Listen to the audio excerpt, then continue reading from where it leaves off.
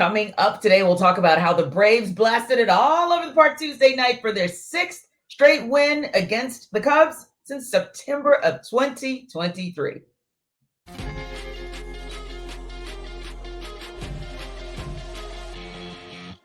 This is Locked On Sports Atlanta, and it's time for the Atlanta Baseball Party, only on Locked On Podcast Network. Your team every day. Welcome into the Atlanta Baseball Party, your home for the best Atlanta Braves baseball talk. It's local insight you can't get anywhere but right here at Locked On. I'm your host, Tenitra Batiste. Alongside me are Grant McCauley and Maria Martin. From brakes to exhaust kits and beyond, eBay Motors has over 122 million parts to keep your ride or die alive. With all the parts you need at the prices you want, it's easy to bring home that big win. Keep your ride or die alive at ebaymotors.com. Eligible items only. Exclusions do apply, and eBay Guaranteed Fit is only available to U.S. customers. And, of course, our Atlanta Baseball Party is part of the Locked On Podcast Network, your team every day. We'll talk about the Brave broadcast, the remix, later today, and we'll talk about who our MVP is so far this season. But first, and we kind of teased big wins a little bit earlier, Grant, the Braves have quietly, maybe you call it quiet, won 6 of their last 7 games, but 2 shutouts in a row to me is a pretty loud way to win, with Matt Olson hitting that 3-run home run, driving in 4 runs. Braves get a 7-0 win Tuesday over the Chicago Cubs. Now, last week we talked about this. After the Braves won 2 and a shutout against the Red Sox, we asked the question if that was the win and maybe the series that would finally get the Braves back on track. But my friend Grant and Maria, I ask you guys, is this the game that gets Matt back on track? One certainly hopes so, because this has been a long time coming for Matt Olson. And, you know, we've seen the signs of it. And I've looked inside that StatCast data, and I feel like a broken record. Everywhere I talk about the Braves and people say, what's wrong with Matt Olson? When's he going to start hitting?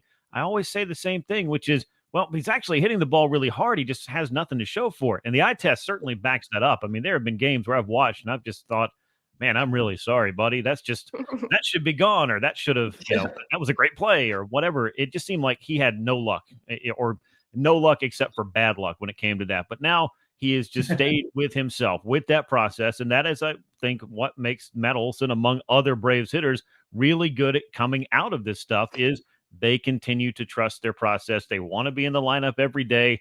And that's the only way that they're going to hit their way out of it. I think we're starting to see that from Matt Olson, who is, by the way, in the 95th percentile in baseball in hard hit contact. So he's still making that hard contact. Some of it is going to start going over the wall, and maybe as the weather heats up, to throw that other cliche out there, we'll see bigger and even better things from Matt Olson.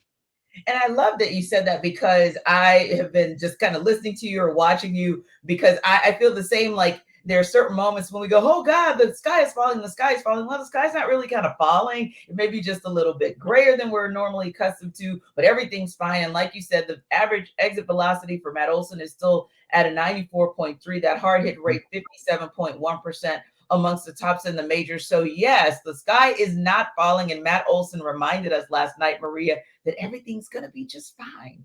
Yeah, and I think you have to look over the last 8 games for Matt Olson as well. He's hitting .310 over the last 8 games. So it's not just last night, although last night you see the baseballs fly out of the ballpark and you think, okay, this is what we're used to when, as Grant was saying, we're used to seeing that with Matt Olson. He was the home run leader last year in all of Major League Baseball. So you want him to hit the ball out of the park. And obviously he wants to have that happen too. He's just about as frustrated as anybody else. I can guarantee that. When I talked to him in the clubhouse ahead of the Mets series, he said, yeah, I wish that some of those balls would be getting out of the park because they're so close, as Grant had mentioned. And he does hit the baseball very hard. It's nice to see him pay dividends on that. And so you hope so, because last night really looked like Matt Olson, exactly what we're used to seeing with the first baseman. So over the last 8 games, I think gives you more of an encouraging sign that he's on the right track.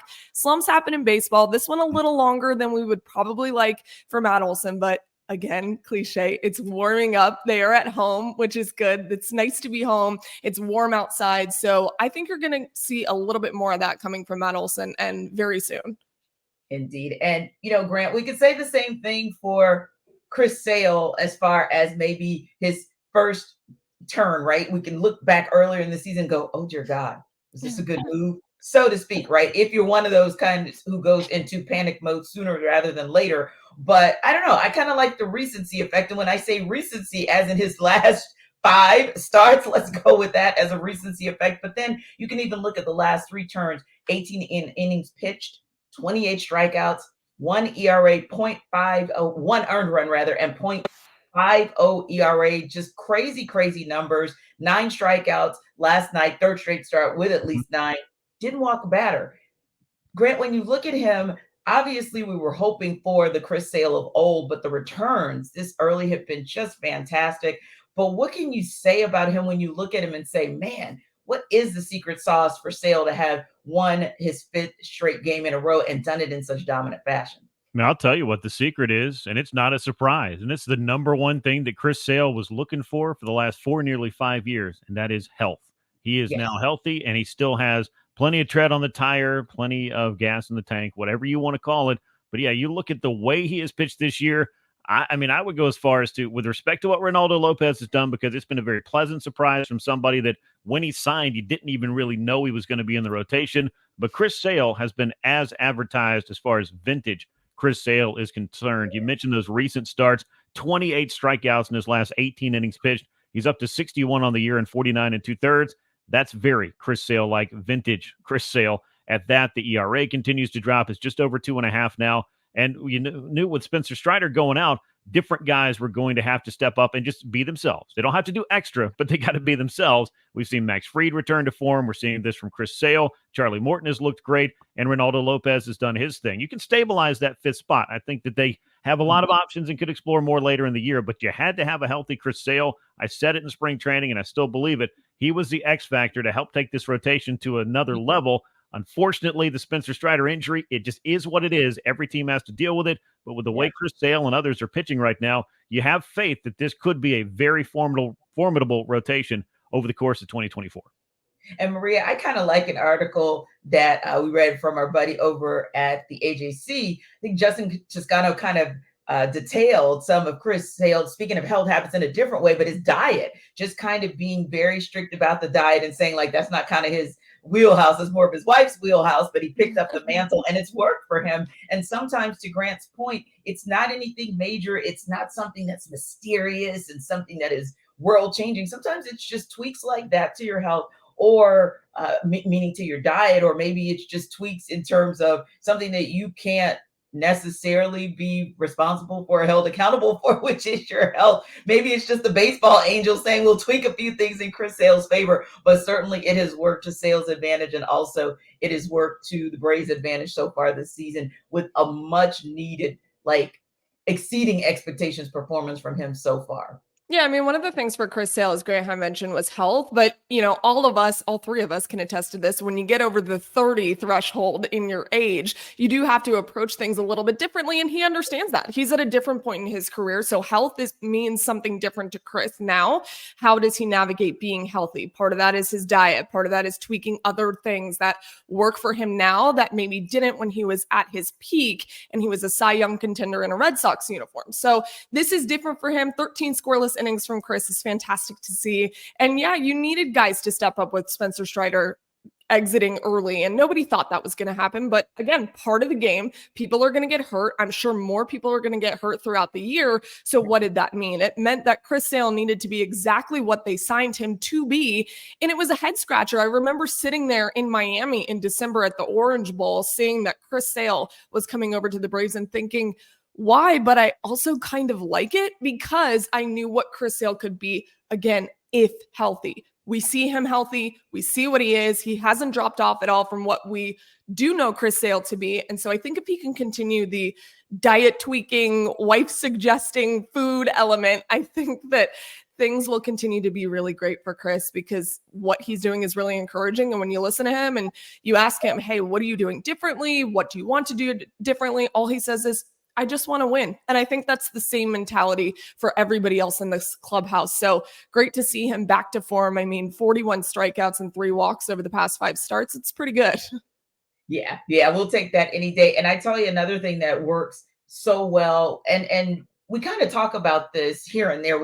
I think for us, it's a given because we've watched this team and covered this team for so long, but just Alex Anthopoulos having an eye for a guy who also fits this team in the clubhouse, but also on the mound. And I think for Chris Sale, just that fire that he brings, and then he's in the clubhouse, but then he's able to back it up on the mound. I think that's an amazing piece for us as well, just to be able to see, like, once again, Alex Anthopoulos has said it's not a shocker, but it's still always pleasing. And we are always still appreciative to see a guy that fits a piece of the puzzle so very well. And when we come back, we're going to talk about maybe some other guys who are fitting pieces of the puzzle so well that they're kind of our MVP for this team so far this season. We'll talk about those guys in Going Deep.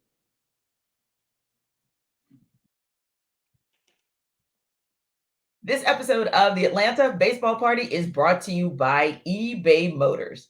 Passion, drive, and patience. You heard us talk about it just a moment ago. Nothing like seeing the Braves have the passion that they bring to the mound, the passion that they bring at the plate. Their defense is on par. The drive, and I'm going to use that term loosely because you saw them drive balls all over the park last night. And of course, the patience that the Braves have had with themselves to get back to form. That's also the formula for winning championships when it comes to your ride or die. eBay Motors has everything you need to maintain your vehicle and level it up to peak performance. Superchargers, roof racks, exhaust kits, and those covers for my seats that I still need to put on, by the way, but they are fly, they are powerful, and also I can get anything that I need for speed and power for my ride. eBay Motors has you covered too, with over 122 million parts. For your number one ride or die, you'll always find exactly what you're looking for. And with eBay Guaranteed Fit, your part is guaranteed to fit your ride every time or your money back. Because with eBay Motors, you're burning rubber, not cash. With all the parts you need at the prices you want, it's easy to make your car the MVP and bring home the huge wins. So keep your ride or die alive at ebaymotors.com. Eligible items are only there. Exclusions do apply, rather. eBay Guaranteed Fit only is available to U.S. customers.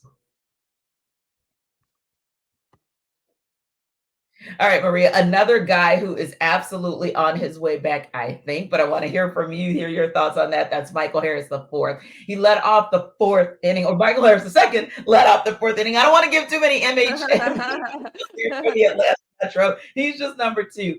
He led off last night, the fourth inning, with his fourth home run, but it was the first since April 19th. We did talk about Matt Olson in our earlier segment about how he's getting his groove back as well. I think that Michael Harris II is rounding back into form too. Maria, what about you?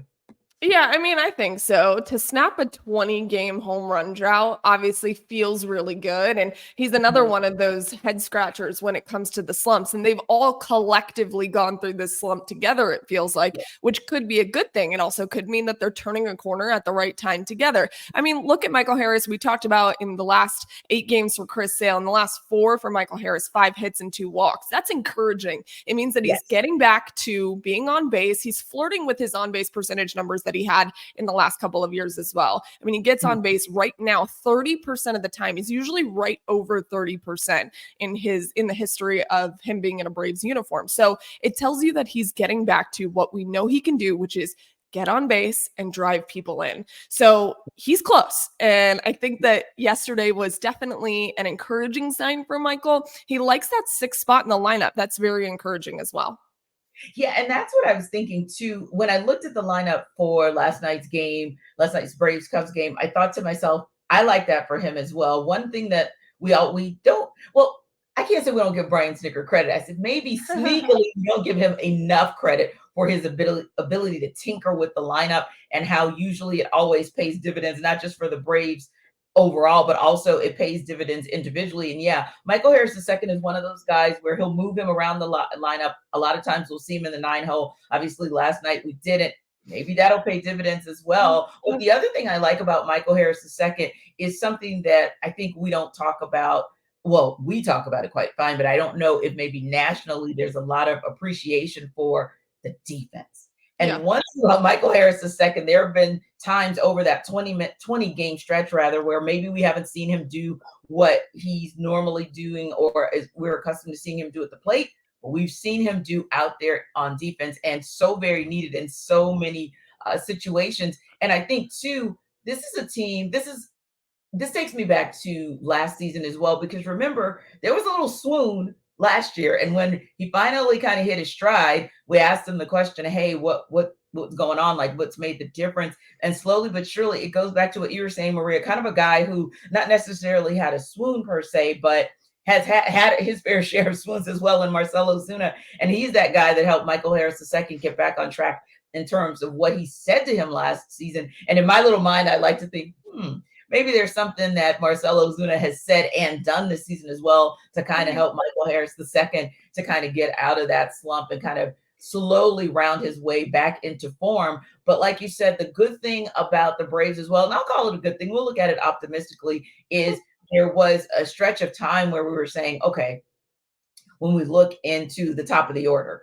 what's going on top of the order? When are you guys going to come back? And slowly but surely, the top of the order kind of started to find its way. And one of the things I thought was when Ozzy Albies came back, that would, make a difference as well. And then it became, okay, middle of the order. What are you guys doing? Now you guys are in a slump, and slowly they're building their way back. So, Maria, I think you make a great point in that it may be a positive, it may be a good telltale sign that if one guy in a particular part of the order is getting back to form because everybody had a slump, maybe that means everybody else in that part of the order will kind of follow suit as well. Now, speaking of someone who kind of was in a slump, but kind of was coming out of that slump and kind of hit just a little bit of a snag is Austin Riley. But good news, Brian Snitker said Tuesday that he, quote, felt a lot better. They did still hold him out for a second straight game, of course, due to the inflammation in his left side. But once again, you look for those little pieces that the Braves have acquired along the way. Zach Short, of course, being that most recent piece. And how good is it to see that although it's this early in the season, you still don't want to have to rush anyone back. Braves don't have to because they have a solid fill-in in Zach Short. Yeah, there's no reason to rush Austin back at this point. There's still a lot of baseball to be played. And again, we talked about these injuries and how they're going to happen. And it is a minor injury for Austin, which is great news. I know that Braves fans collectively sighed a breath of relief whenever they heard that Austin would just be a day-to-day situation. It's not going down to the injured list or anything. But to acquire Zach Short last Thursday, for him to come in and immediately make an impact on a lineup that has been struggling, that is the kind of stuff that can spark a turnaround for a team. And going back to talking about the lineup and how they've been in these slumps, especially at the top of the order, there is an expectation for them to do what they did last year. And I'm not saying they can replicate that. That was historic. It's very hard to do that for a second year in a row. However, when you see a collective lineup that really has minimally changed, go through what they've been through, you're thinking, wait a second, didn't we just see you guys break every record in Major League Baseball pretty much? What is going on? So maybe it takes a guy like Zach Short coming over out of nowhere, sparking the offense. The guys talk a lot about, if you go in the clubhouse and you talk to them, a lot of them talk about the domino effect in baseball, particularly when it comes to hitting. It can happen. You get one guy who gets hot, then it kind of creates this trickle effect throughout the lineup. Maybe that's Zach Short. Maybe it's Michael Harris. Maybe it's Matt Olson. We don't know, but we're hoping that one of those guys does create a domino effect. But again, kudos to Alex Anthopoulos for finding these pieces and understanding that Zach Short out of nowhere can come in and create and generate offense for this Braves team. That is exciting. And yes, Austin unfortunately was turning a corner and hit that injury at a very tough time. Hopefully when he comes back, he'll create more and more of what we know he can do as well. So been very frustrating. It's like banging your head against the wall watching this offense sometimes, because you know that this lineup can do a lot differently than they have. So yeah, Zach Short's been a great addition, but kudos to Alex Anthopoulos again for bringing in a piece who he knew could maybe spark some things. Indeed. And yeah, he's had a nice outing for them in his first 3 games. Obviously, last night going 1 for 3 with that RBI double that was really critical in a crazy 4th inning. But yeah, you look at this team overall and you look at what Zach Short has brought, and it's so hard to say, like, no pun intended with his last name, right? But in a short period of time, I know I hate it, but in a short period of time, he's really been able to compete, and he's really been able to compete and really been able to contribute.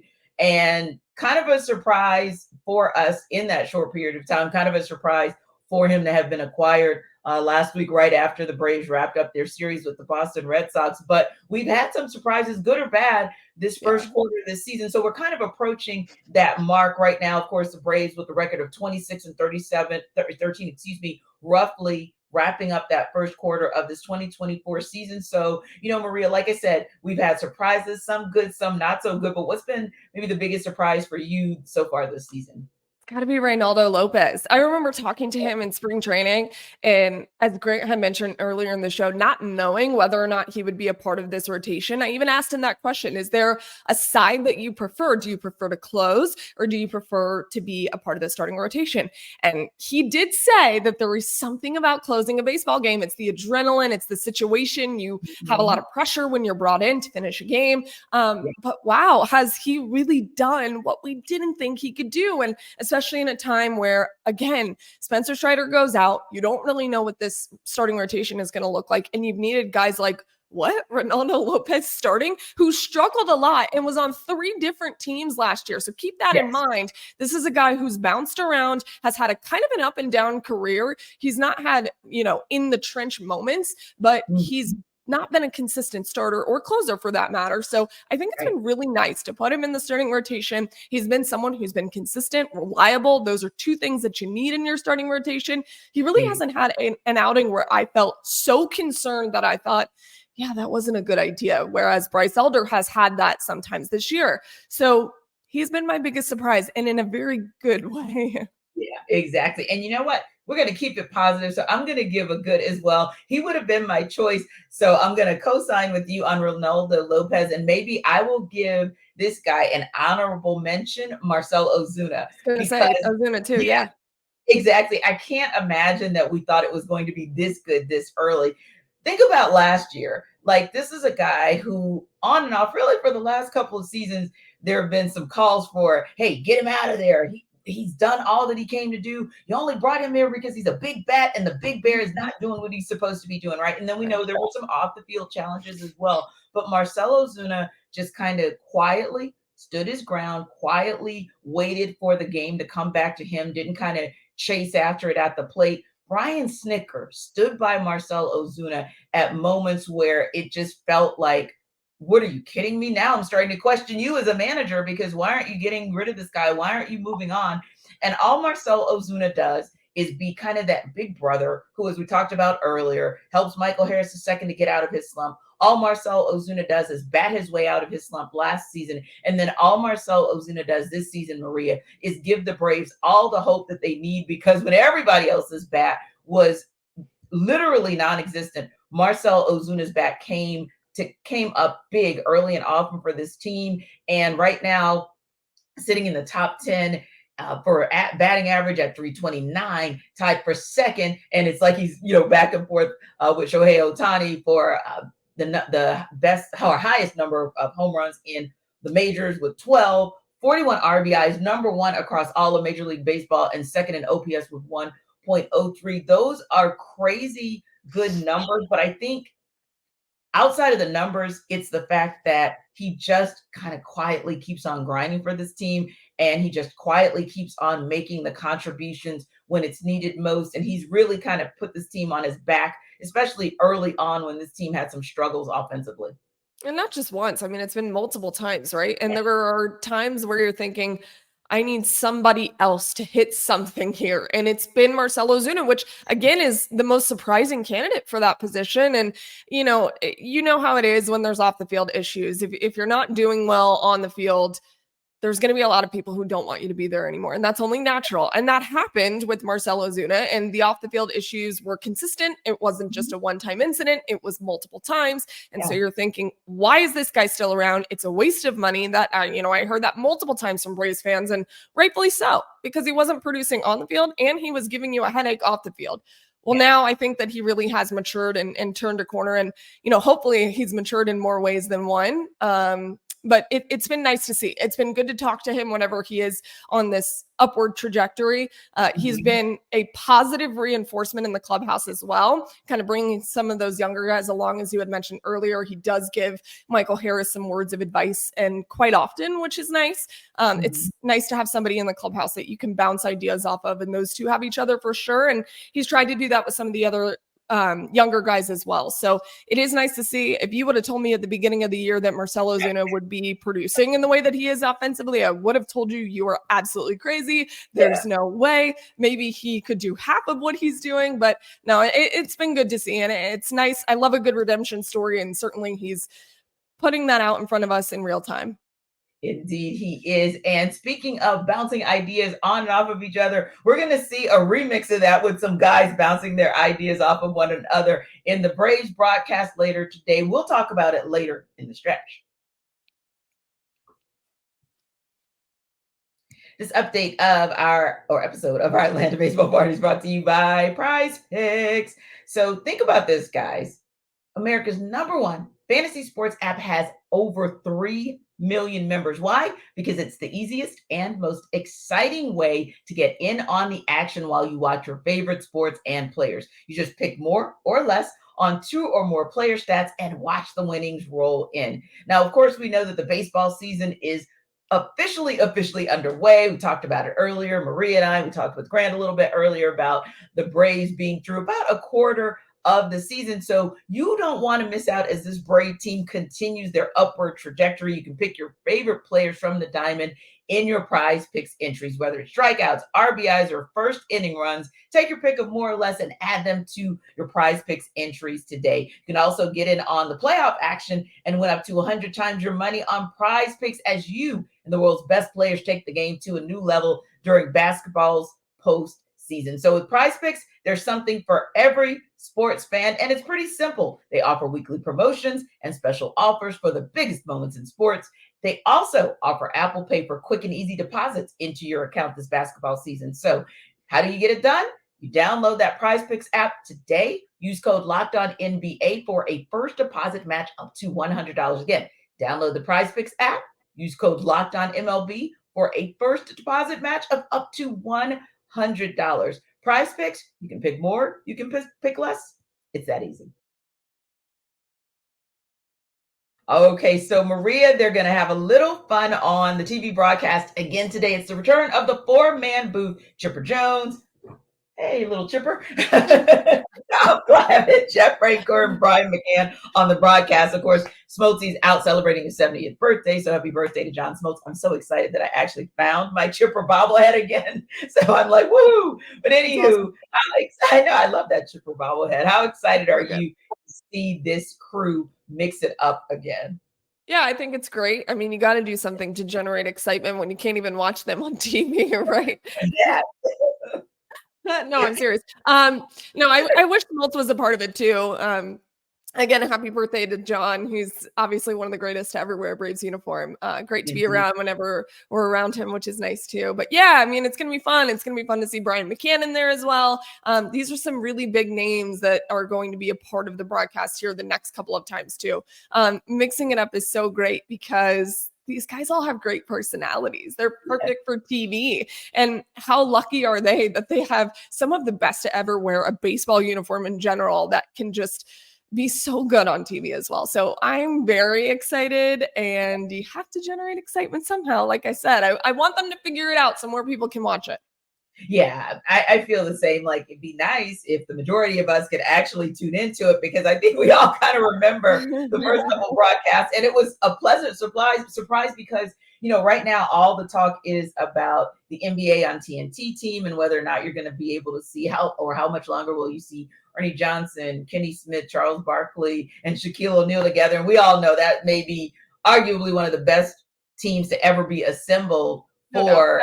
Yeah, it's just crazy. So to think that we've had the good fortune of seeing them now for so long and that we might not have them. And then you kind of look at this group and it's like a little treat because you don't know how that chemistry is going to work, but the chemistry has worked really fine with that crew. It'll be fun to kind of see how Brian McCann kind of remixes in there as well. But yeah, I think it's kind of cool that they can walk in and they tell all their fun stories and then they have the chemistry that they have. That's a pretty cool thing. But it also made me think of actually two questions. So I know I put one in our rundown and we talked about it pre-production, but I'm throwing in another one. So the first one, of course, I want to ask you is just what other former Braves you want to see in the booth?